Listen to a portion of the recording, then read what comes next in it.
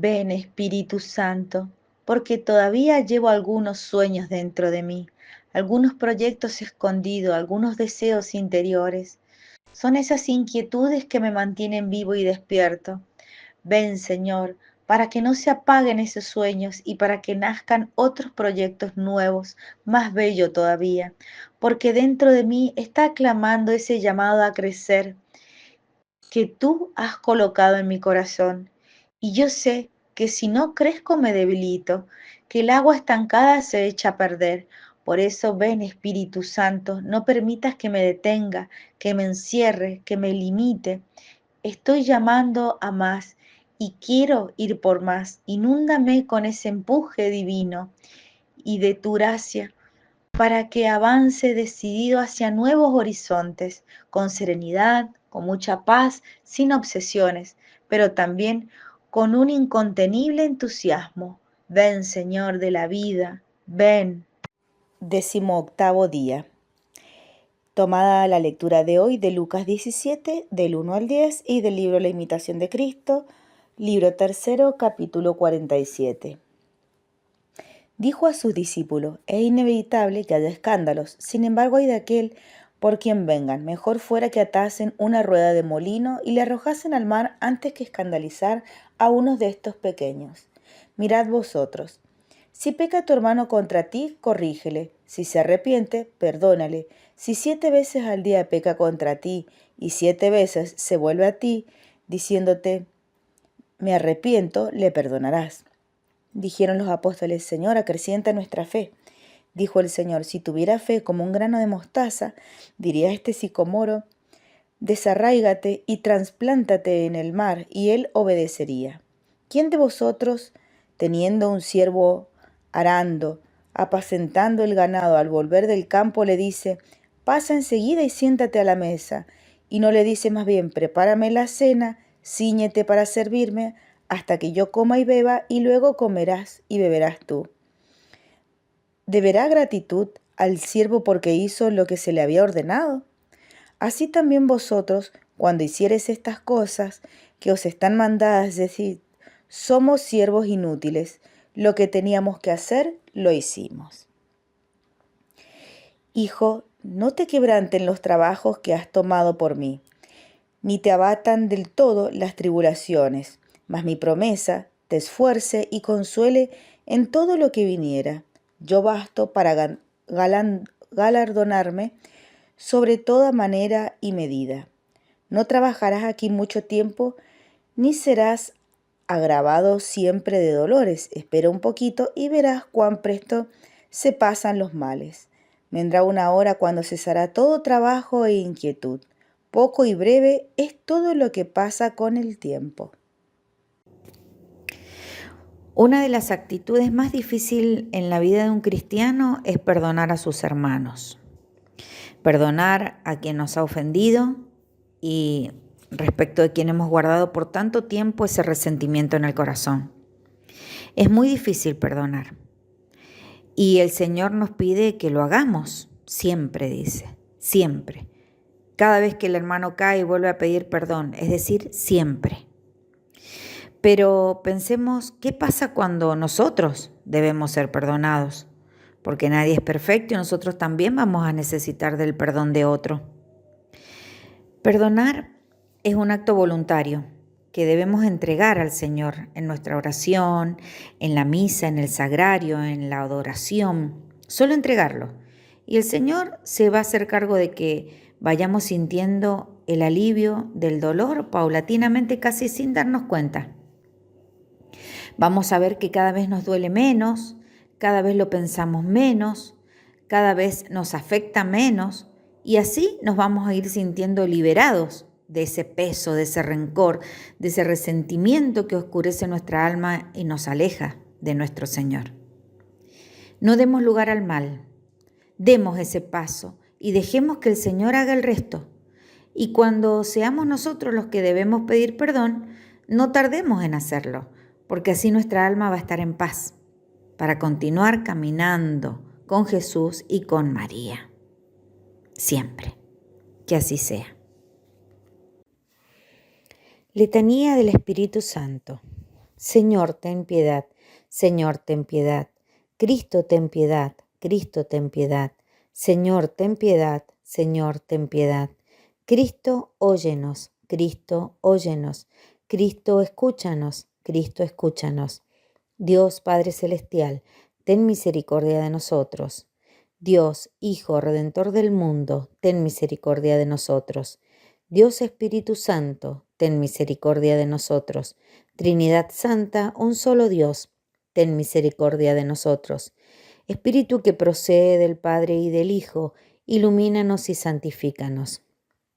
Espíritu del Señor, que al comienzo de la creación, planeando sobre las aguas, las fecundaste, ilumínanos y santifícanos. Espíritu por inspiración del cual han hablado los profetas, ilumínanos y santifícanos. Espíritu cuya unción nos enseña todas las cosas, ilumínanos y santifícanos. Espíritu que das testimonio de Cristo, ilumínanos y santifícanos. Espíritu de verdad que nos instruyes sobre todas las cosas, ilumínanos y santifícanos.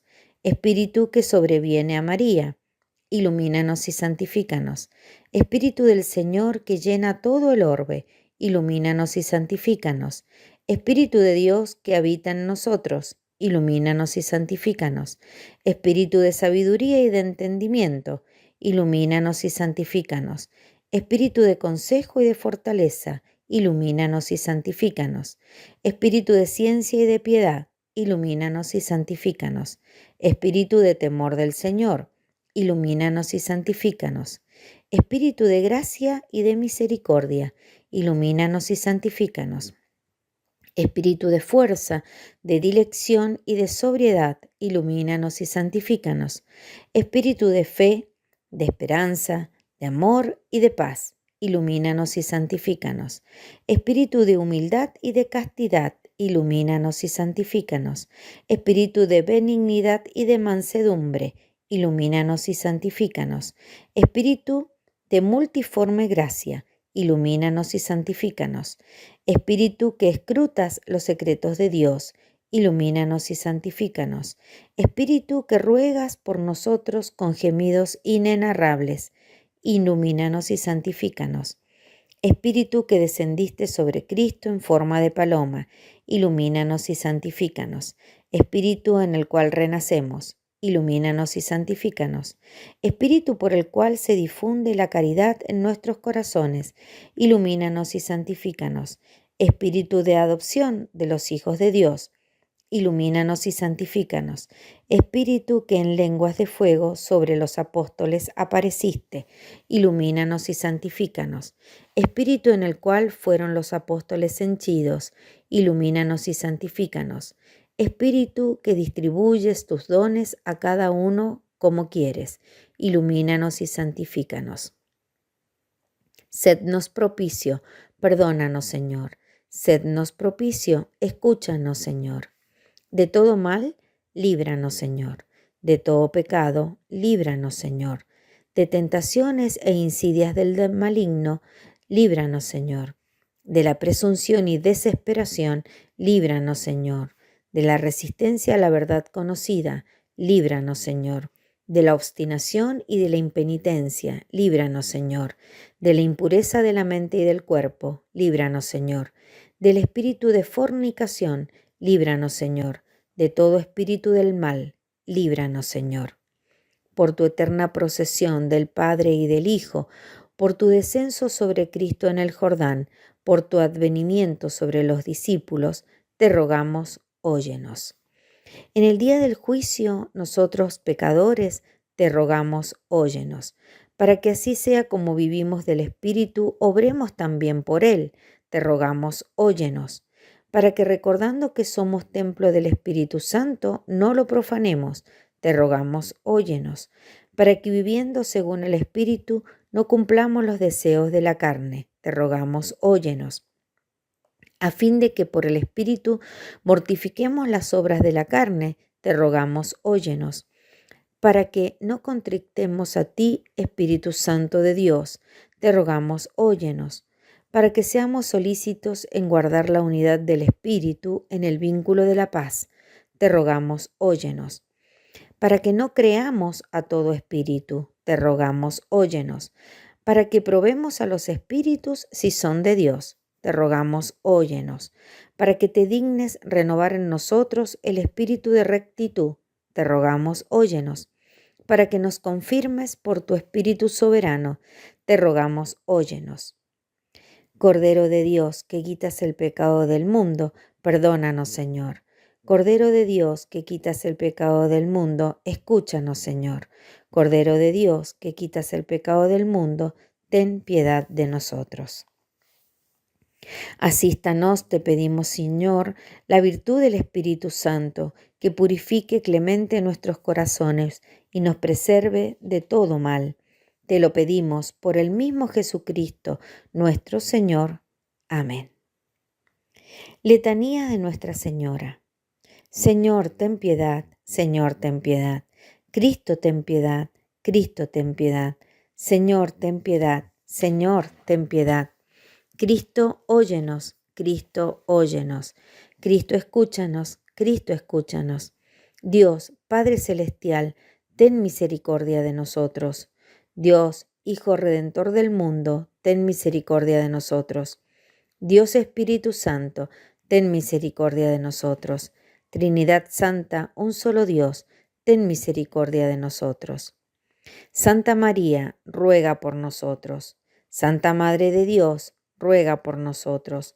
Santa Virgen de las Vírgenes, ruega por nosotros. Madre de Cristo, ruega por nosotros.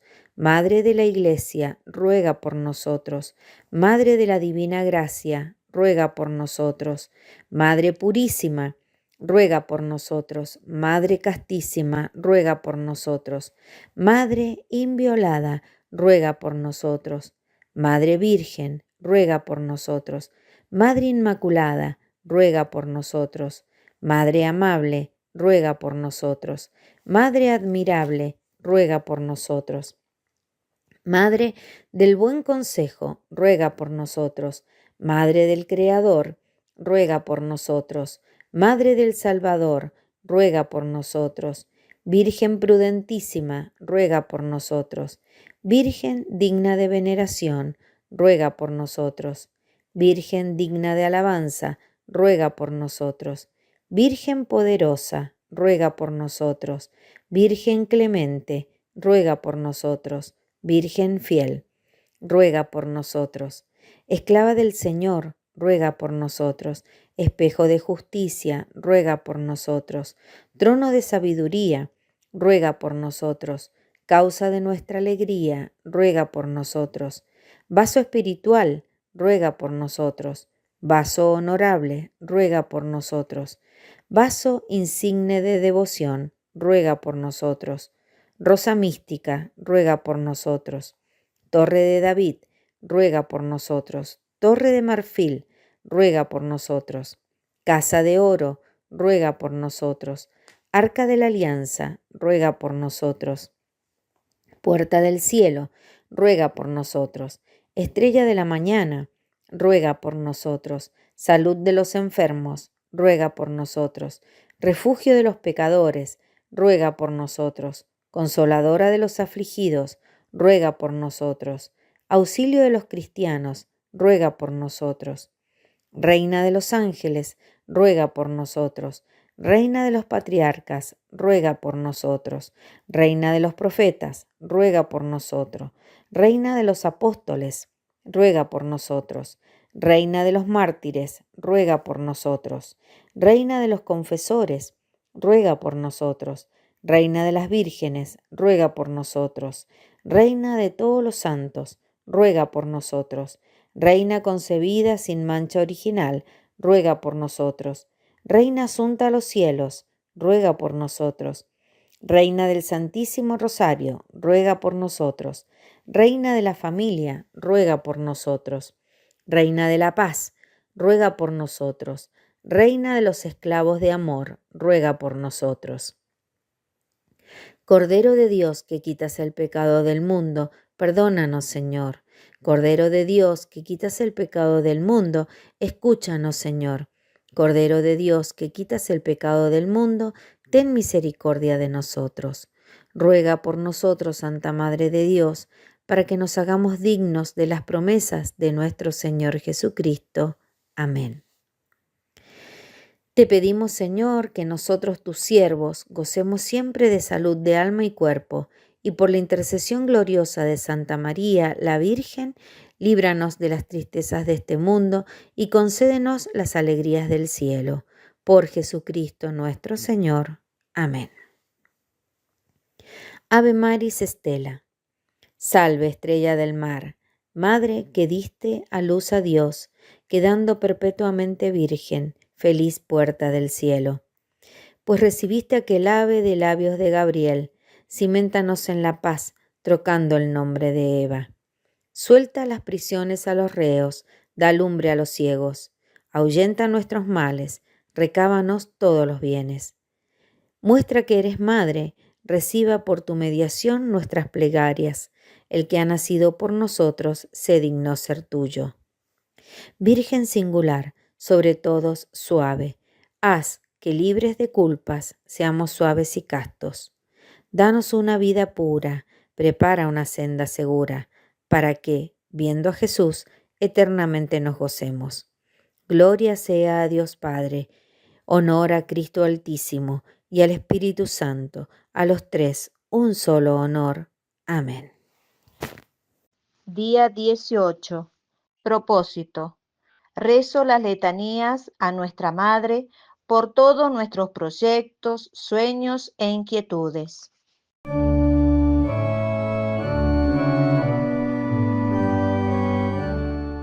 En el nombre del Padre, del Hijo y del Espíritu Santo. Amén. Ave María Purísima, sin pecado concebida. Queridos todos, seguimos entonces con esta preparación para renovar o hacer la consagración a María Santísima. Estábamos viendo las conveniencias que tiene esta consagración. Por supuesto, la conveniencia principal, que ya nos explicaba muy bien el Padre Andrés en las primeras catequesis, es justamente que María, nuestra Madre, se lo merece por ser ella quien es. Ese es el motivo con mayúscula. Pero también San Luis María trae otros motivos que nos pueden ayudar a nosotros a valorarla más, a convencernos de su importancia, incluso a convencer a otros. Y veníamos viendo que uno de los motivos que da San Luis María es que por esta consagración nos entregamos totalmente a Dios y la importancia que eso tiene. El segundo motivo que nos daba el santo es el hecho de que nos hacía imitar a Jesucristo, que mejor para nosotros para llegar a ser santos que la imitación del Señor. Y también eso nos llevaba a una gran humildad. En el día de hoy, que estamos considerando el número 144 en adelante, nos habla el santo que esta devoción nos procura los buenos oficios de la Santísima Virgen. Y dice palabras hermosísimas, ¿no? María se da a su esclavo de amor por entero. Si yo me doy a María, María se me da a mí.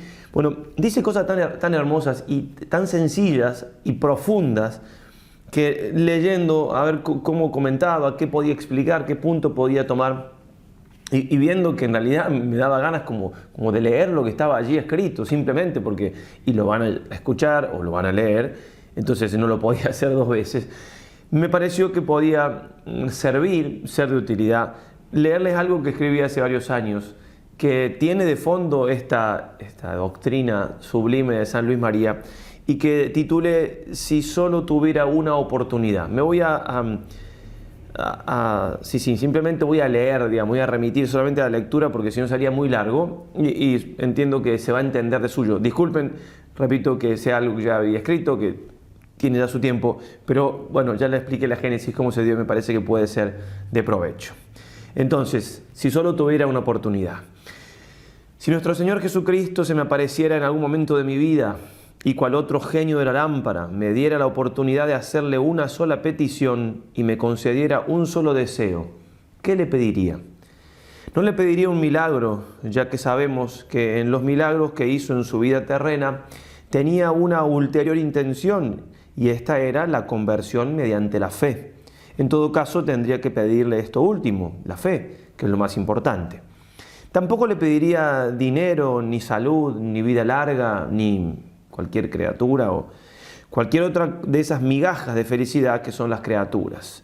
Es más, creo que ante el Señor, frente al cual San Juan en Patmos tuvo tal experiencia que, según él cuenta, Así que le vi, caí a sus pies como muerto, está en el Apocalipsis, palidecería ante él entonces todo lo demás, y ni se me cruzarían esas cosas por la cabeza.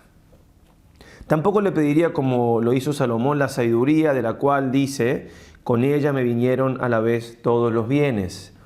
Y no lo haría porque, por un lado, no tengo ningún pueblo numeroso que gobernar, como él lo tenía, y por otro, porque, como enseña Santo Tomás de Aquino, la gracia supone la naturaleza.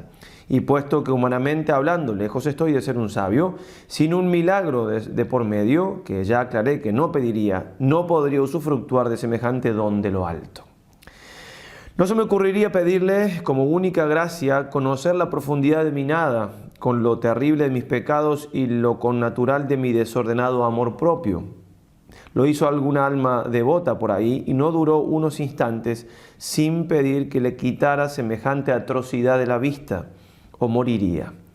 Y eso que era un alma devota, ¿qué queda para mí?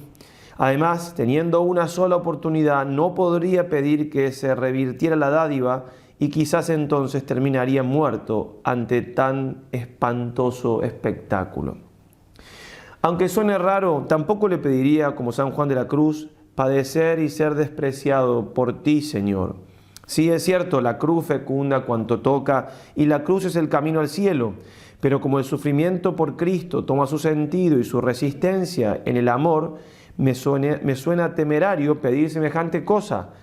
Temo que mi amor a Dios no sea suficiente y termine dando un paso al costado. ¿Acaso pediría la santidad, aquello que San Juan Pablo II llama la alegría de cumplir la voluntad de Dios? Y de la cual dice San Alberto Hurtado, Dios ha creado al mundo no para tener sabios, poetas, artistas, financistas, sino para tener santos. Tampoco pedirle la santidad de algún modo sería como preguntarle aquello del joven rico, Lucas 18:18, de cómo ser perfecto. Y temo que ante su respuesta, como le pasó al joven, no sea capaz de acceder y me retire entristecido. Tampoco pediría aquello que a San Pablo le hacía tener a todo lo demás por basura, un conocimiento más profundo del Señor, como se puede leer en Filipenses. ¿Y esto por qué? Es difícil de explicar, pero ante semejante hermosura que produciría un indecible gozo, temo a aquello que San Pedro le hizo decir en el Monte Tabor, hagamos 3 tiendas. O sea, temo un poco a lo que San Juan de la Cruz llama gula espiritual, el quedarse en definitiva con lo que el don produce en uno y de ahí perder el mismo don. ¿Pediría el cielo? ¿Qué mejor que eso? Estar con Dios por toda la eternidad en una alegría inconmensurable, pero no, teniendo un solo dardo, apuntaría a otro blanco, pediría otra cosa. ¿Qué pediría entonces? ¿Qué queda más importante que una vida larga y saludable, que la sabiduría, el conocimiento de mi alma, la humildad en definitiva, el llevar la cruz, la santidad, el conocimiento del Señor o el cielo? ¿Hay algo más? En realidad no hay algo más, sino alguien más, que abarca maternalmente todo eso y mucho más. Lo que le pediría a nuestro Señor sería un gran amor a su Santísima Madre, ya que, y ahora empiezo entonces a hacer mención a cada punto, de los cuales dije no pediría esto por esto otro, no lo pediría por esto, y explicando por qué, cómo María, nuestra Madre, el amor a María, está presente en todas estas peticiones de un modo mucho más perfecto. Si es que en mi vida hiciera falta un milagro, aún sin pedirlo yo, aún sin darme cuenta que con un milagro se solucionaría una situación, ella estaría ahí para auxiliarme, aunque no fuese todavía el momento indicado, porque sus ruegos son omnipotentes, como lo fueron en Caná de Galilea. Ella es mi madre, ¿quién más solícita que ella entonces a mis necesidades materiales, a mi salud, mis estados de ánimo, mis triunfos y fracasos? Preocupado estaba San Juan Diego por la salud de su tío, San Juan Diego, el de la Santísima Virgen de Guadalupe. Por ser tan hermosa, repito aquí la cita, decía, que había puesto en un post anterior, Nuestra Señora de Guadalupe le dijo: oye y ten entendido, hijo mío, el más pequeño, que es nada lo que te asusta y aflige. No se turbe tu corazón ni te inquiete cosa alguna. ¿No estoy yo aquí que soy tu madre? no estás por ventura en mi regazo, para encuadrar esto. Amándola a ella, seguro estoy que nada de lo terreno que sea bueno para mi alma me faltará. Otro ítem entonces, si alguien destrozado por un accidente, ¿sí? se encuentra alguien destrozado, ¿quién tiene más recursos y cariño que su madre para apartar los ojos de su atención de su cuerpo maltrecho? Ya llegará el momento de decirle lo que pasó y lo que tendrá que sufrir para recuperarse. Se lo dirá en el mejor tiempo y forma y en medio de tales caricias maternales que harán tan suave el trago amargo que casi perderá su amargura. Así también que ella se encargue de mostrarme lo más profundo de mi pequeñez y miseria. Seguro así no desfalleceré. Ni qué hablar de llevar la cruz. Cuánta fortaleza en esa pequeña mujer. La beata Ana Catalina Emmerich llega a decir que en varios momentos de la pasión del Señor era la presencia de María la que le daba fuerzas para seguir. Misterios de amor. Prefiero 1000 veces entonces que las cruces lleguen por medio de ella y junto con ella, como Juan en el Calvario, poder afrontarlas. Ser santo, sí, cómo no. Si un cristiano pierde ese anhelo, gran peligro. Y no sé qué le queda de cristiano. Y más si es religioso. Y más, en mi caso, siendo sacerdote. Pero, ¿quién fue el primero que Jesús santificó aquí en la tierra? Su primo, San Juan Bautista. ¿Y por medio de quién lo hizo? Por medio de su madre, que como primera misionera y sagrario viviente llevó a Cristo donde su prima, y por medio de su saludo santificó a Juan, que saltó de gozo en el vientre de su madre, que también quedó llena del Espíritu Santo. Un saludo de María puede hacer más por mi santidad que todas mis obras durante toda mi vida. Conocimiento interno del Señor, como pide San Ignacio en los ejercicios. ¿Qué más importante que eso? Pero que ella nos lo enseñe. La contemplación, dirá San Juan Pablo II, de Cristo tiene en María su modelo insuperable. El rostro del Hijo le pertenece de un modo especial. Ha sido de su vientre donde se ha formado, tomando de ella una semejanza humana que evoca una intimidad espiritual más grande todavía. San Luis María, y acá lo cito al santo directamente, en su insuperable tratado de la verdadera devoción a María Santísima enseña que se me dé un camino nuevo para ir a Jesucristo y que este camino esté empedrado con todos los méritos de los bienaventurados, adornado con todas sus heroicas virtudes, iluminado y embellecido con todas las luces y bellezas de los ángeles, y que todos los ángeles y los santos estén allí para conducir, defender y sostener a aquellos y aquellas que quieren marchar por él. En verdad, digo sin vacilación y digo la verdad, prefiriéndola a este camino que sería tan perfecto, tomaría yo la vía inmaculada de María. Y en otro lugar del mismo libro enseña, en unión con María, ya lo hemos citado, no se hace mayor progreso en el amor de Jesús durante un mes que en años enteros viviendo menos unido a esta buena madre. Conocimiento interno del Señor, y agrega San Ignacio, para que más le ame y le siga. Conocer, amar, seguir e imitar a Cristo es todo una sola cosa. ¿Y qué hizo Cristo? En 33 años de vida, sobre todo, conocemos lo que hizo en los últimos 3. Y en los demás, esto es lo que decíamos en la catequesis anterior, ¿no? La importancia de imitar a Jesús en su vida oculta. Y dice entonces San Luis María, número 18, oh admirable e incomprensible dependencia de un Dios que el Espíritu Santo no ha podido pasar en silencio en el Evangelio, aunque nos haya ocultado casi todas las cosas admirables que esta sabiduría encarnada hizo en su vida oculta, para mostrarnos su precio y su gloria infinita. Jesucristo ha dado más gloria a Dios su Padre por la sumisión que ha tenido a su madre durante 30 años que la que le hubiera podido dar convirtiendo a toda la tierra por obra de las más grandes maravillas. Oh, cuán altamente se glorifica a Dios cuando para complacerle nos sometemos a María, a ejemplo de Jesucristo, nuestro único modelo. Y el cielo, allí vamos. Pero por un lado quiero asegurarme lo más posible de llegar, y por otro, aunque todo el cielo sea un cúmulo de felicidad inexplicable, sin embargo no quiero cualquier lugar. ¿Pretencioso lo mío? Sí, pero razonable pretensión, mediando un gran amor a la Madre del Dueño y Señor de cielo y tierra. Y otra vez el tratado de la verdadera devoción. María impera en el cielo sobre los ángeles y bienaventurados. En recompensa a su profunda humildad, Dios le ha dado el poder y la misión de llenar de santos los tronos vacíos, de donde por orgullo cayeron los ángeles apóstatas.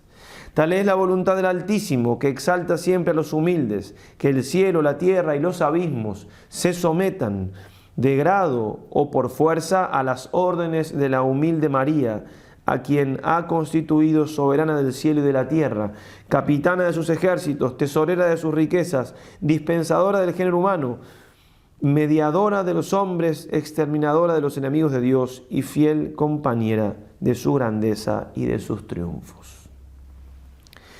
Muy probablemente el Señor no se me aparecerá a lo largo de mi vida, pero no hace falta. Él nos escucha todo el tiempo, Él está entre nosotros, sobre todo en los sagrarios, podemos agregar, está en nuestra alma por la gracia. Por eso, Señor, una sola petición. Dame un gran amor a tu Santísima Madre y no te pido nada más. Y esto mismo te lo pido por medio de ella.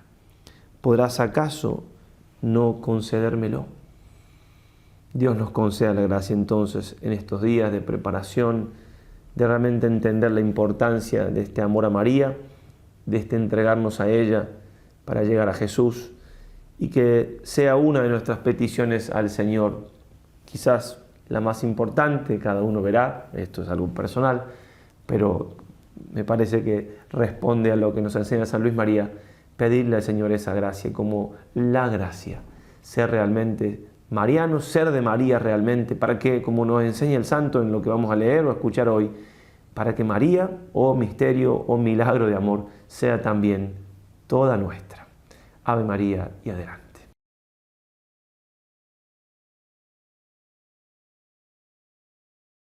El valor de la mortificación. Vamos a hablar de un tema que desafortunadamente ha estado bastante olvidado hoy, que muchas veces pareciera un tema del pasado, pareciera que ya no fuera necesario hablar de esto, pareciera que el tema de las mortificaciones, de los sacrificios, de los ayunos, es un tema de una espiritualidad como anquilosada en el tiempo, de una espiritualidad del pasado que no correspondería a una espiritualidad renovada y fresca como la que tenemos hoy.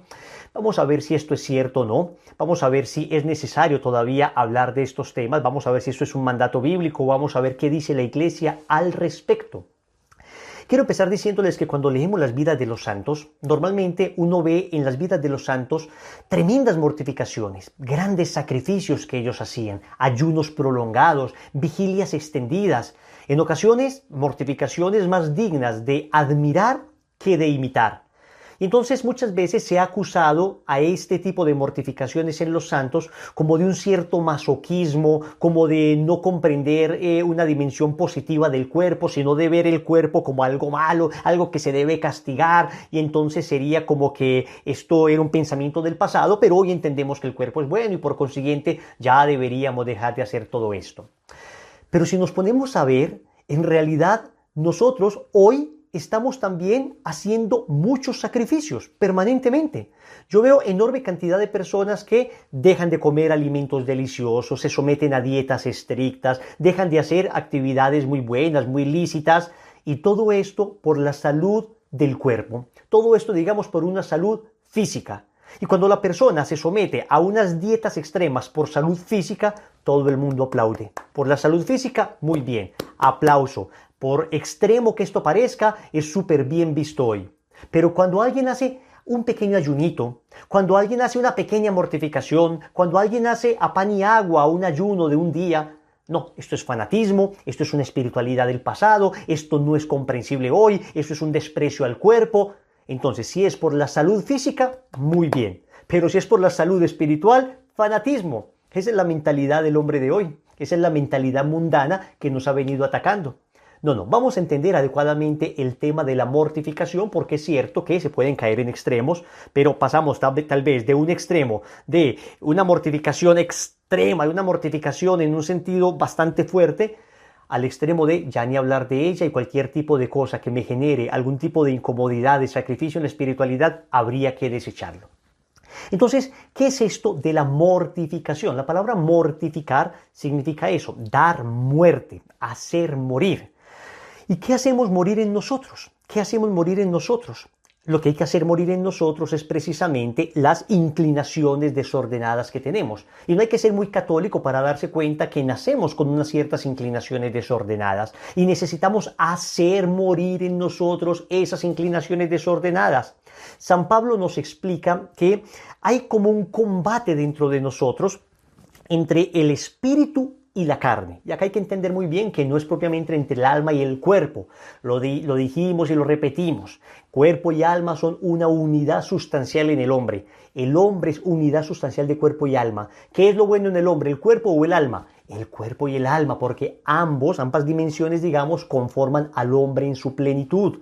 El cuerpo, la materialidad de nuestro cuerpo no tiene en sí mismo nada de malo. Al contrario, es un regalo de Dios, es templo del Espíritu Santo, donde Dios habita. Es tan digno que es presentado el día del bautismo a la iglesia y después cuando nos morimos es presentado nuevamente antes de ser sepultado y despedido de manera digna. Esperamos que este cuerpo se una a esta alma el día de la resurrección. Cuando se muere la persona, separa el cuerpo del alma, como dice el Catecismo de la Iglesia Católica en el numeral 1005, pero después esa alma se volverá a unir a ese cuerpo en la resurrección final. Significa que nosotros estamos llamados a estar integrados. Entonces, acá vamos a mortificar no propiamente nuestro cuerpo material, vamos a mortificar nuestra carnalidad. Y nuestra carnalidad no tiene que ver exclusivamente con nuestro cuerpo material. Nuestra carnalidad tiene que ver con esas inclinaciones desordenadas que aparecen dentro de nosotros, que luego también se expresan en nuestro cuerpo, pero que no son propiamente el cuerpo.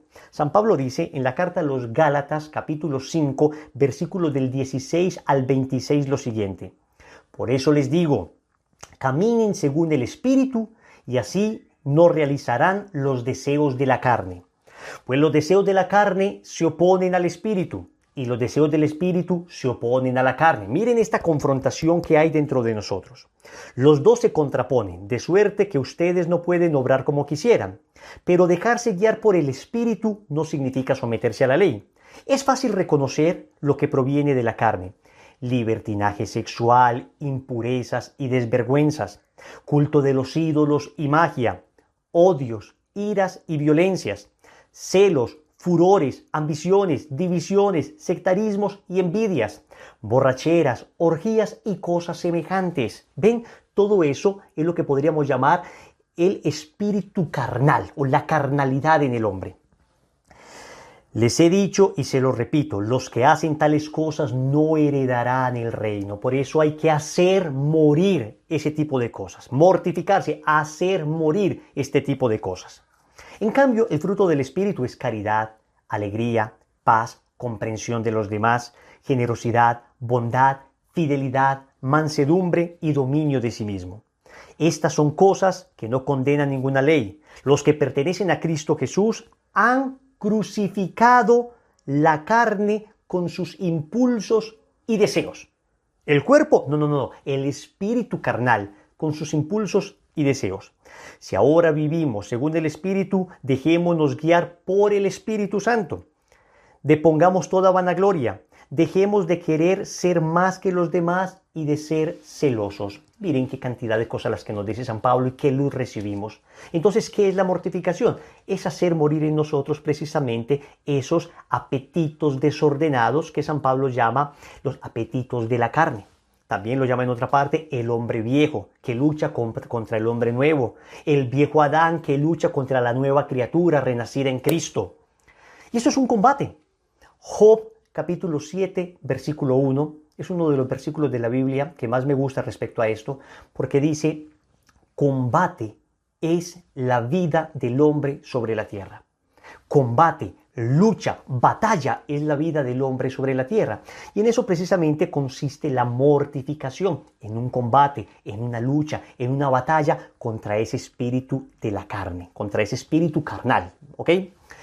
Ahora bien, esto no es del pasado porque Jesús mismo nos pide que mortifiquemos, es decir, que demos muerte a todas estas tendencias. Y nos lo dice en el Sermón de la Montaña. Saben ustedes que en el Evangelio de San Mateo, capítulos 5, 6, 7 y 8, están dedicados a algo que se llama el Sermón de la Montaña. Es bellísimo, donde el Señor nos enseña, digamos, la nueva ley del amor. Y ahí nos habla el Señor de cómo mortificarnos.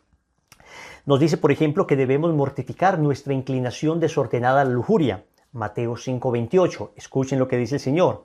Pues yo os digo, todo el que mira a una mujer deseándola ya cometió adulterio con ella en su corazón. El Señor nos está diciendo que tenemos que hacer morir en nosotros esos deseos carnales desordenados. Nos pide que hagamos morir en nosotros la cólera. Mateo 5:22. Pues yo os digo, todo aquel que se encolerice contra su hermano será reo ante el tribunal. Pero el que llame a su hermano imbécil será reo ante el Sanedrín. Y el que lo llame renegado será reo de la gehenna del fuego. O sea, se condenará. El Señor está diciendo, mortifica tu cólera. Que mortifiquemos el odio. Mateo 5:24. Pues si al presentar tu ofrenda en el altar, te acuerdas entonces de que un hermano tuyo tiene algo contra ti, deja tu ofrenda allí, delante del altar, y vete primero a reconciliar con tu hermano. Luego vuelves y presentas tu ofrenda. Entonces, haz morir en ti, debo hacer morir en mí el odio. También, debo hacer morir en mí el orgullo. Mateo 6:1. Cuidad de no practicar vuestra justicia delante de los hombres para ser vistos por ellos. De lo contrario, no tendréis recompensa de vuestro Padre Celestial. Hacer las cosas para que me vean, esa vanidad, ese orgullo de ser visto, hay que mortificarlo. Hay que mortificar la hipocresía, el deseo de parecer como buenos ante la gente, de parecer santos. Mateo 6:5. Recuerden que todas estas citas bíblicas están en la descripción del video. Y cuando oréis, no seáis como los hipócritas, que gustan de orar en las sinagogas y en las esquinas de las plazas, bien plantados para ser vistos de los hombres. En verdad os digo que ya reciben su paga. Ya reciben su paga. A eso es a lo que el Señor se refiere en Mateo capítulo 16, versículo 24, cuando dice, el que quiera venir en pos de mí, niéguese a sí mismo, cargue su cruz y sígame. Eso es la mortificación, negarnos a nosotros mismos y cargar nuestra cruz. No existe una vida espiritual cómoda, no existe eso de una vida espiritual placentera, exclusivamente llena de regalos y cosas lindas, sin cruz. No hay cristianismo sin cruz. No hay cristianismo sin cruz, no hay cristianismo sin mortificación. Lo curioso es que el mundo te promete amor y te da cruz. En cambio, Cristo te promete cruz y te da amor. Cristo te dice, ven, carga mi cruz, y lo que terminas recibiendo es su amor. El mundo te dice, ven, disfruta del placer, y lo que recibes al final es la cruz más grave y más brava de las ataduras, de los desamores, de ser defraudado, de las enfermedades. Eso es lo que pasa, eso es lo que pasa. Finalmente vamos a cargar una cruz. Es mejor cargar la cruz de Cristo, porque su yugo es suave y su carga ligera. La mortificación en la fe es mínima al lado de las cruces del demonio que pone a sus secuaces. Cuando hemos estado en el mundo, ¿cuánto hemos sufrido? Ahí sí que ha habido sufrimientos, penurias y tristezas hondas que solo por la misericordia de Dios y por su gracia hemos logrado sanar. Hemos logrado sanar. Digamos entonces que la mortificación es necesaria para 4 cosas. Para muchas más, pero vamos a concentrarnos en estas primeras 4 cosas. Primero, con la mortificación sanamos las consecuencias del pecado original. Con la mortificación sanamos las consecuencias del pecado original. Lo hemos dicho hasta el cansancio. No sé si te has dado cuenta de la importancia de conocer adecuadamente el tema del pecado original para comprender nuestras acciones, para comprender la redención, para comprender incluso el diario vivir de nosotros. Saben ustedes que nuestros primeros padres fueron bendecidos con un orden maravilloso, una relación estupenda con Dios, con la creación, consigo mismos, con el prójimo, y el pecado original rompió todas esas relaciones. Luego vino Cristo y nos redimió. Al redimirnos entonces nos concedió la gracia de volver a tener nuestra relación con Dios. Sin embargo, lo hemos dicho ya en varias ocasiones, el catecismo nos dice que, aunque volvimos a la relación con Dios porque ahora tenemos el misterio de la gracia santificante dentro de nosotros, eso es lo que recibimos en el bautismo, las consecuencias del pecado persisten en nosotros y nos llaman como a un combate, como a una lucha, como a una batalla. Entonces, ya tenemos la gracia de Cristo, pero seguimos experimentando en nosotros unas tendencias que nos llevan precisamente al placer desordenado, al poder desordenado, al tener desordenado. Hay esas tendencias dentro de nosotros. Antes de la redención de Cristo, los esfuerzos humanos eran insuficientes para vencerlas. Después de la redención de Cristo, con la ayuda de la gracia, tenemos la fuerza para vencerlas, definitivamente. ¿Para qué es necesaria entonces la mortificación? Es necesaria para lograr vencer esas inclinaciones desordenadas. Cuando uno se somete a un ayuno, cuando uno se somete a un rosario donde se pone de rodillas en el quinto misterio, cuando uno experimenta un poquito de frío y en vez de abrigarse inmediatamente, uno dice, bueno, me voy a mortificar un poco, de alguna manera uno lo que está haciendo es fortalecer la voluntad, esa voluntad que nace debilitada por el pecado original, necesita ejercicios. Claro, si uno solamente se da placer en la vida, si uno solamente se da gusto en la vida, si uno a todo lo que, digamos, sus tendencias le piden, le va diciendo sí, a la comodidad, a todo lo que me apetece para comer me lo como, todo lo que me apetece para beber lo bebo, todo, uno no va a ejercitar su voluntad. Al no ejercitar su voluntad, entonces, si en lo lícito no hemos sido capaces de mortificarnos, no hemos sido capaces de frenarnos, cuando aparece lo ilícito, entonces ya no nos acostumbramos, ya no ejercitamos la voluntad. El músculo de la voluntad no se ha ejercitado y por consiguiente, cuando aparece lo ilícito, caemos desastrosamente. Por eso es absolutamente necesario mortificarse para sanar en nosotros ese desorden. Digamos que por el pecado original el sentimiento, las pasiones quedaron de alguna manera dominando la voluntad. Con la mortificación la voluntad vuelve a ser dueña de las pasiones. Claro, no solo la mortificación, sino la ayuda de la gracia, la fuerza de la oración. Pero repito, esto es una experiencia humana incluso. Tú te das cuenta que si eres capaz de negarte algunos placeres lícitos, entonces más fácilmente llegarás a negarte algunos placeres ilícitos. Pero quien no se mortifica en los placeres lícitos, no será capaz más tarde de negarse a los placeres ilícitos. O sea que la mortificación acá no tiene que ver solamente con negarnos al pecado. La mortificación va más allá. La mortificación va incluso a enseñarnos, a privarnos de algunas cosas lícitas para ejercitar nuestra voluntad, para ser capaces, para ser valientes, para que al momento en que venga la tentación seamos capaces de resistir. Pero también la mortificación nos ayuda a sanar las heridas que nos dejan los pecados actuales, es decir, ya no el pecado de nuestros primeros padres que ocasionó ese desorden en nosotros, sino esos pecados que nosotros cometemos que también nos inclinan desordenadamente a ciertas cosas. Piensa tú, por ejemplo, la herida que queda en la voluntad de la persona que consume drogas. La persona consume drogas, se va y se confiesa, recupera la gracia y sin embargo ya probó el pecado. Ya hay una herida, ya hay una deformación en su voluntad. Ya su voluntad quedó inclinada desordenadamente. Ya su voluntad quedó debilitada hacia allá. El que probó el pecado de la carne, ya quedó su voluntad inclinada hacia allá. El que hirió a la otra persona, ya de alguna manera tiene que reparar ese daño que ha hecho. Y eso es importante porque nosotros además tenemos que comprender que una vez nos confesamos, una vez pedimos perdón a Dios, debemos aprender a hacer penitencia.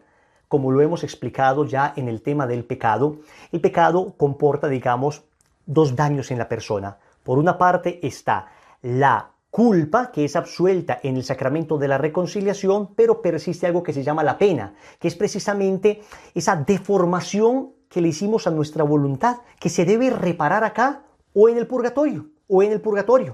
Si quieres saber más de esto, te invito a que veas el tema del purgatorio en la consagración, que lo vimos en las 12 primeras lecciones. Pero entonces, yo debo reparar el daño que se le hizo a mi voluntad. A ver, piensa lo siguiente. A ver, digamos que esta es nuestra voluntad, ¿ok? Una vez nosotros pecamos, nuestra voluntad se deforma, digamos que tiende hacia abajo, y cuando nos vamos a confesar, nos absuelven, ¿y qué pasa con nuestra voluntad? ¿Vuelve a subir? No, nuestra voluntad sigue deformada, nuestra alma quedó limpia, pero nuestra voluntad sigue tendiente al suelo. Con mortificación y oración tenemos que volver a levantar nuestra voluntad para que vuelva a tender al cielo, a Dios, a lo alto, a lo elevado. Y esto es indispensable, porque desafortunadamente el pecado engendra vicio. El pecado engendra vicio. Y ese vicio es necesario mortificarlo, fortaleciendo la voluntad. Y además, entonces, al hacer estos actos de mortificación, y ahora vamos a decirles cuáles podemos hacer, entonces estamos reparando el purgatorio que mereceríamos por las penas del pecado. Es indispensable también comprender que nosotros no solamente estamos sometidos a la presión de nuestra propia carnalidad, sino a la presión de dos enemigos más, del demonio y del mundo. Y entonces, recuerdan cuando el Señor dijo, cierto tipo de espíritus solo salen con ayuno y oración. El Señor nos está diciendo que para el combate contra Satanás es necesario también el ayuno, es necesaria también la mortificación. Por eso el Señor estuvo demostrándonos con su ejemplo 40 días, Evangelio de San Mateo, capítulo 4, versículo del 1 al 11, mostrándonos con su ejemplo cómo con la mortificación, cómo con el ayuno se vence a Satanás. Se vence a Satanás, porque Satanás llega y te encuentra fortalecido. De alguna manera has debilitado tanto esas inclinaciones desordenadas dentro de ti a través del ayuno, de la mortificación, de los sacrificios, que cuando viene el demonio a atacar se estrella contra una voluntad de hierro, una voluntad fuerte, una voluntad que no ha cedido ante la presión del demonio, el mundo y la carne. Entonces, atentos, la mortificación nos sirve para curar las heridas del pecado original. La mortificación nos sirve para reparar los daños de nuestros pecados actuales. Pero también debemos decir que la mortificación nos es indispensable porque nos asemeja a Cristo, nos cristifica, nos une a Cristo crucificado. ¿Saben ustedes que la santificación consiste en un proceso de identificación, de incorporación con Cristo? Es una especie de cristificación. Algún santo decía que santificar es igual a cristificar. Y decía, cristificar es igual a sacrificar. Miren cómo hacía este santo. Santificar igual a cristificar, cristificar igual a sacrificar. El camino hacia Cristo es un camino de sacrificio. Wilson, pero me estoy desanimando. No, a mí no me gusta eso del sacrificio. Claro, es que nos han dicho que el sacrificio es una cosa horrible porque nunca nos han dejado ver, nunca nos han mostrado los beneficios, los frutos del sacrificio. Claro que todo sacrificio es un árbol de raíces amargas, pero de frutos dulcísimos. No somos masoquistas que nos estamos hiriendo y aporreándonos y digamos, autolastimándonos, autolacerándonos. No, nadie goza con el dolor. De ninguna manera, sino que nos imponemos ciertas privaciones y soportamos ciertos sacrificios, ciertas mortificaciones con paciencia, con amor, para identificarme con Cristo.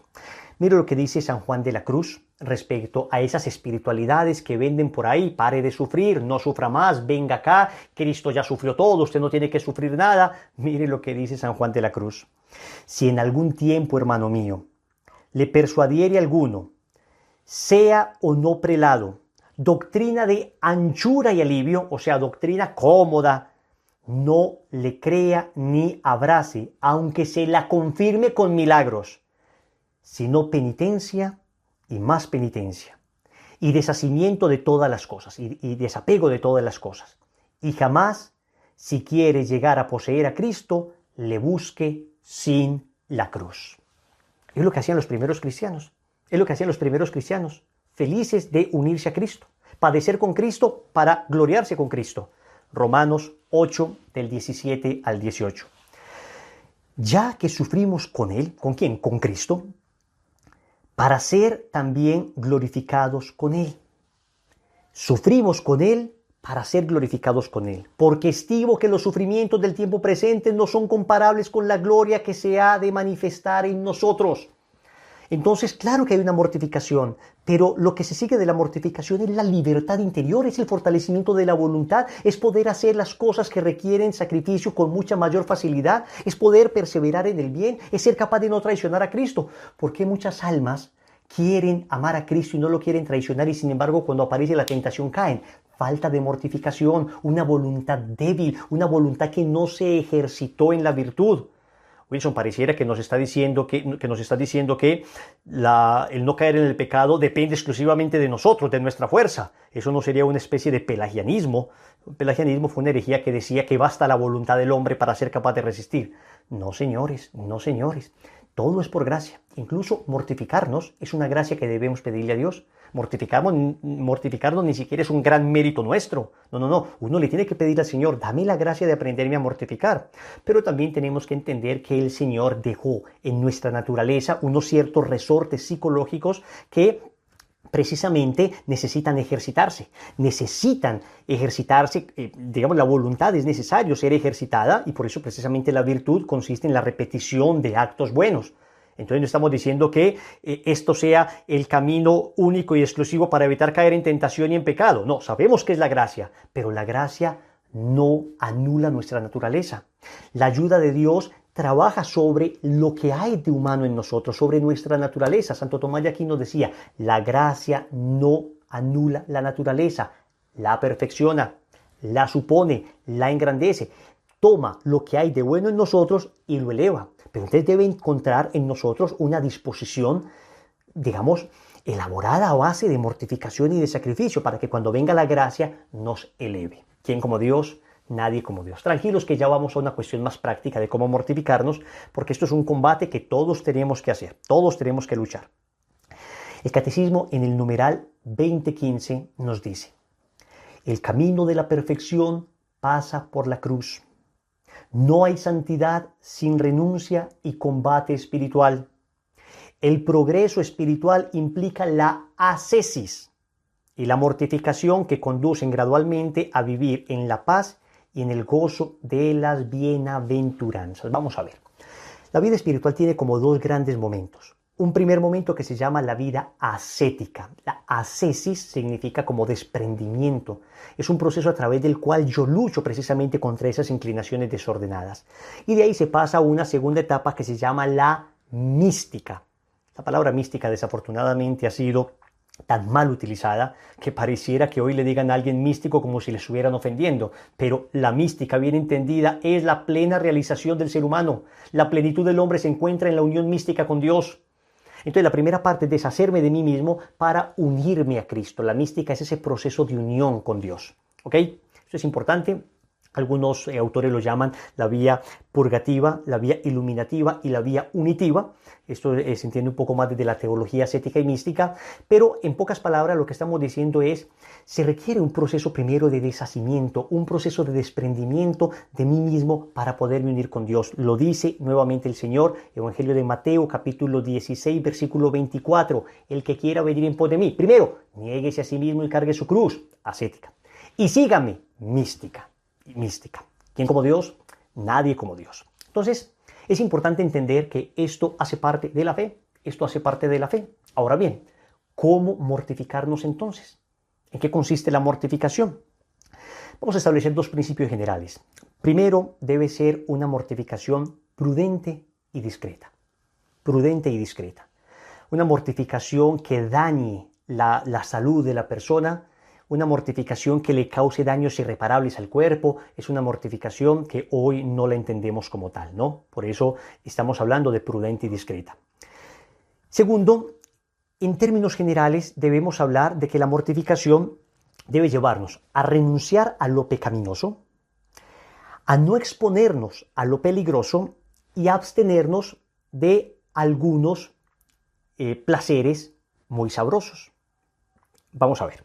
Que sean lícitos, pero sabrosos. Renunciar a lo pecaminoso, no exponernos a lo peligroso y abstenernos de algunos lícitos muy sabrosos. Vamos a entenderlo entonces de una manera del todo adecuada. Empecemos a hablar de los sentidos. Lo que tenemos que mortificar precisamente es los sentidos, ¿no? Empecemos mortificando los sentidos. Pensemos en el tacto, por ejemplo. Un placer, un instinto, un sentido, a través del cual muchas veces pecamos muchísimo. Entonces, debemos evitar darle todo lo que nos pide, cuidándonos principalmente de los malos deleites. O sea, todo deleite pecaminoso a través, digamos, del placer, del tacto, hay que desecharlo inmediatamente. Pero también se ha de renunciar a los deleites peligrosos para no exponerse al pecado. Y aún hemos de abstenernos de algunos placeres lícitos para asegurar el imperio de la voluntad sobre los sentidos. Entonces, por ejemplo, tengo mucho frío. A ver, hombre, siempre que tengo mucho frío, entonces yo me abrigo inmediatamente. Espérate, hay una ley que se llama la ley de los 5 minutos, que es bien bonita. Consiste en que cuando a mí, de repente, digamos, mi instinto me pida algo lícito, como por ejemplo, tengo frío, abrígate. Entonces, en vez de abrigarme inmediatamente, en la medida en que sea posible y que no represente un riesgo, espero 5 minutos. No le digo a nadie, yo no voy a decir, voy a esperar 5 minutos, la ley de los 5 minutos. No, espero 5 minutos y después me abrigo. Tengo sed, voy a tomar algo ya. Espero 5 minutos antes de tomar. Tengo mucho calor, me voy a quitar este abrigo, voy a prender el aire acondicionado. Espero 5 minutos. Espero 5 minutos. Eso es una manera de mortificarse. Y no estamos hablando de cosas ilícitas. Quiero este dulce. Espero 5 minutos antes de comérmelo. O renuncio radicalmente a comer este dulce durante este momento. No significa que el resto de la vida no voy a comer dulce, pero en este momento no voy a comerme ese dulce por amor a Jesús y a María. Lo mismo pasa con los ojos. Hay que renunciar definitivamente a ver todo aquello que me hace pecar. Luego hay miradas, digamos, que no son en sí más pecaminosas. Aparece, digamos, algo que pueda generarme algún tipo de tentación. La primera vez que lo veo, pues no hay pecado, porque yo no puedo andar con los ojos cerrados ni mirando hacia el piso todo el día. Pero cuando yo vuelvo a mirar, ya es más posible que haya pecado, entonces no voy a volver a mirar. Pero incluso evitando ver cosas, digamos, curiosas. ¿Se han dado cuenta ustedes que van por la calle y hay un grupo de personas reunidas en torno a algo y lo primero que uno quiere es ir a ver qué pasó? A ver, y uno se mete a ver qué fue lo que sucedió. Bueno, renunciar a ese tipo de cosas, renunciar a curiosidades es una manera de mortificar la vista. Por ejemplo, el tema del oído. Nosotros queremos escucharlo todo, saberlo todo, oírlo todo, queremos participar de todo. Entonces sabemos que es pecado, por ejemplo, querer saber cosas que no me corresponde saber, querer que me revelen secretos profesionales. Entonces, obviamente, eso lo desecho. Pero acá estamos hablando incluso de renunciar a ese tipo de curiosidades, de saberlo todo. ¿Están hablando de algo? ¿De qué hablan? ¿De quién hablan? Cuénteme. Hombre, no, mortifica tu sentido del oído y más bien dedícate a escuchar la palabra de Dios para que purifique ese sentido del oído. El olfato es un sentido difícil de mortificar porque cuando huele uno algo, algún olor desagradable, a uno le repugna e inmediatamente lo quiere rechazar y rehuye. Pues ¿por qué no esperar un poquito ante un olor desagradable y ofrecerlo por amor a Dios? Atentos, todas estas mortificaciones tienen sentido no solamente porque fortalecen la voluntad, sino que tienen sentido cuando se ofrecen a Dios. Uno dice dentro de sí, así de sencillo, Señor, te ofrezco este pequeño sacrificio por amor a ti y por la salvación de las almas, en reparación de mis pecados, por lo que quieras ofrecerlo, pero lo uno del todo a ti en este momento, Señor. Esto es absolutamente indispensable para que la mortificación tenga un valor sobrenatural. El sentido del gusto es uno de los sentidos que más debemos mortificar, porque es un sentido al que le damos todo, ¿no? O sea, entonces tengo sed, venga, tengo hambre, venga, quiero esto, venga, quiero un cafecito, y nosotros le ponemos a todo diminutivo, ¿no? Un tintico, un cafecito, un vinito, una croquetita, todo diminutivo como para no sentirnos mal, cuando en realidad en ocasiones somos tremendamente glotones. Y recuerda que los placeres de la mesa preparan los placeres de la carne. El que no ha sabido mortificarse en la comida difícilmente será fuerte al momento de tentaciones de lujuria. Digamos que la lujuria tiene como antesala la gula. Decía Santo Cura de Ars que una persona golosa y se vuelve tan lenta, tan gorda a nivel espiritual, que la lujuria le alcanza. ¿Qué pasa con comer mucha golosina? Que engorda tu cuerpo y adelgaza tu alma. Engorda tu cuerpo y adelgaza tu voluntad. Entonces tenemos que moderarnos en el momento de comer las cosas. Otra vez, ley de los 5 minutos, se la recomiendo. Funciona maravillosamente. Y no tienes que estar diciéndole a nadie. Es una ley, digamos, espiritual maravillosa, que ayuda mucho en las mortificaciones de lo sencillo, de lo pequeño, de lo cotidiano. Ahora bien, hay una manera privilegiada, ya para ir concluyendo, de mortificar el sentido del gusto y de mortificarnos en términos generales. Se llama el ayuno. Y el ayuno es una manera impresionante y necesaria de mortificarnos. ¿Qué es el ayuno? Básicamente, el ayuno es abstenerse de alimento durante un tiempo determinado por motivos religiosos. Atento, por motivos espirituales. Ayuno sin oración no es ayuno, es dieta. Es dieta. Cuando hablamos de ayuno nos referimos a voy a dejar de comer esto durante un tiempo por amor a Dios. No tenemos mucho tiempo para hablar del ayuno, les vamos a dejar unos links donde pueden investigar más del tema del ayuno. Básicamente les decimos que trae frutos sobrenaturales al alma y es indispensable para fortalecerse en este camino espiritual, para reparar pecados, para luchar contra los vicios. Es absolutamente maravilloso el bien que el ayuno hace al alma. ¿Cómo se hace el ayuno? Es muy sencillo, se inicia idealmente el día viernes, es un día donde nos unimos nosotros a la pasión de Cristo, se inicia con una oración ofreciendo el ayuno por alguna intención determinada y después puede empezar uno con un ayuno sencillo de una comida al día y entonces en vez de comer ese desayuno, ese almuerzo o esa cena, voy a comer pan y agua en ese momento. Entonces desde que me levanto, desayuno pan y agua y no como nada más hasta la hora del almuerzo. Entonces ya hice un ayuno, digamos, de una comida. O desayuno normal y no almuerzo, sino hasta la cena, pan y agua. Un poco de pan y un poco de agua. Bueno, agua la que quieras, pan moderadamente. ¿Y esto para qué sirve? Para muchas cosas. Sirve para vencer tentaciones de lujuria, sirve para solidarizarnos con el hambre de los necesitados. Además, porque cuando uno hace un ayuno de estos, entonces debe metérsele también ahí el sentido de la caridad. Entonces, a ver, yo me abstengo de comer algo, pero voy a hacer una caridad con el prójimo. Sirve para tener hambre de Cristo. Por eso es ideal ese día ir a la Eucaristía para alimentarme de Cristo. Sirve para entender la fragilidad humana, cómo me creí yo de fuerte. Cuando he dejado de comer una comidita, me siento tan débil y tan frágil que no soy capaz solito de resistir. Entonces me doy cuenta de todo lo que Dios ha hecho por mí, cuánto me ha alimentado el Señor. Gracias por tu alimento. El ayuno es maravilloso. Y al terminar el día, al terminar el ayuno, cuando vuelve uno a comer, uno da gracias a Dios por la bendición de lo que ha recibido. Gracias por ese alimento del que no soy digno, que es un regalo que tú me das. También hay que decir que hay, digamos, un ayuno obligatorio que nos pide la Iglesia 2 veces en el año. El miércoles de ceniza y el viernes santo debemos ayunar.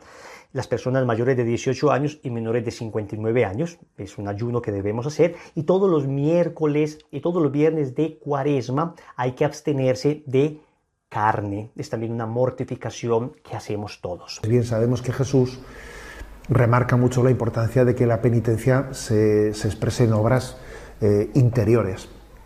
Las obras, los signos exteriores que también vemos en la Sagrada Escritura es se vistieron de saco y de ceniza, y exteriormente estaban en una actitud de penitencia que todo el mundo veía. Están vestidos de saco y de ceniza, están haciendo penitencia. Y Jesús dice, cuidado, debe de ser especialmente, ¿no?, la penitencia interior la que autentifique los signos exteriores. En la tradición de la Iglesia se ha hablado de 3 modos principales de penitencia, que son los que predica la Iglesia al inicio de la Cuaresma. Una tríada. La tríada es oración, ayuno y limosna. ¿Eso de dónde lo ha sacado la Iglesia? ¿Se lo ha inventado? No, eso está perfectamente recogido después del discurso de las bienaventuranzas del Evangelio de San Mateo, que está en el capítulo 5, en el capítulo 6 comienza hablando de, cómo vivir la limosna, la oración y el ayuno. Dice, cuidad de no practicar vuestra limosna delante de los demás, cuidad de no practicar vuestra oración delante de los demás, cuidad de no practicar vuestro ayuno delante de los demás. El capítulo 6 de San Mateo está subrayando que sí, oración, ayuno y limosna son los 3 consejos principales de cómo vivir la penitencia, pero tienen que ser practicados con un espíritu hecho ante Dios, nuestra oración hecha ante Dios, nuestro ayuno hecho ante Dios, nuestra limosna hecha en lo secreto. Y tu Padre que ve en lo secreto, Él será el que te dé el don de la purificación a través de esa penitencia, ¿no? Por lo tanto, un elemento clave para que la penitencia tenga valor es que sea hecha ante Dios, no ante los ojos de los hombres, que sea hecha con un espíritu de autenticidad. Oración, ayuno y limosna. La caridad El sacrificio, la mortificación y la oración son los tres elementos principales de penitencia. Luego, digamos que la tradición de la Iglesia y también la propia Escritura nos enseñan otros muchos medios también de penitencia. Hay muchos, ¿no? Como son, por ejemplo, la reconciliación. El que alguien se reconcilie de sus enemistades. Que alguien diga, bueno, no voy a permitirme más en mi vida tener enemigos. Negarle la palabra a nadie. Yo voy a ofrecer mi mano de reconciliación. Obviamente esa es una penitencia agradabilísima a los ojos de Dios. Cuando alguien da ese paso, ha dado un salto de gigante, en su vida espiritual. La defensa de la justicia. Cuando alguien defiende la justicia y defiende a los pobres, obviamente es una obra de penitencia que purifica nuestra vida. La revisión de vida, la dirección espiritual, la revisión de vida, el examen de conciencia, es otro camino de penitencia clave, importantísimo, que cada día yo creo que en este momento en el que vivimos ese acompañamiento, ese ponerme en manos de que alguien me ayude, ese acompañamiento espiritual es clave en esa vía de penitencia, de purificación interior. Y ahora voy a decir algo muy importante. Abrazar la cruz de nuestra vida, esa es una obra de penitencia fundamental. Abrazar la cruz de nuestra vida, cada uno sabe cuál es. A veces la falta de salud, los sufrimientos, las contradicciones de la vida. Esa sí que es una obra de penitencia real y auténtica. Poco sentido tendría que uno esté buscando otras penitencias y sin embargo esté repudiando, huyendo de la penitencia que consiste en abrazar la cruz de su vida, ¿no? La aceptación de las persecuciones también, de las incomprensiones, ¿no?, que a veces acontecen en nuestra vida, abrazando la cruz de nuestra existencia. Quizás os va a sorprender esta que voy a decir ahora, pero otro elemento de penitencia muy hermoso en la tradición de la Iglesia es la lectura de la Sagrada Escritura. La palabra de Dios purifica nuestra vida. No sé si conocéis un detalle, y es que cuando los sacerdotes proclamamos el Evangelio en las celebraciones litúrgicas, como bien sabéis, después de proclamarlo, besamos el libro sagrado. Y entonces el sacerdote hace una oración secreta. Hay algunas oraciones secretas que hace el sacerdote que no son dichas en voz alta, no son escuchadas, y una de ellas es la que hace el sacerdote cuando ha leído el Evangelio, ¿no? Per evangelica dicta deleantur nostra delicta, que quiere decir, por estas palabras que he leído, sea yo purificado de mis pecados. Curiosa esa oración de la liturgia. Si la puede decir el sacerdote cuando lee y proclama el Evangelio ante la asamblea, también la puedes decir tú cuando lees la Sagrada Escritura y dices, Señor, que por esta palabra que he leído yo sea purificado en mi vida, ¿no?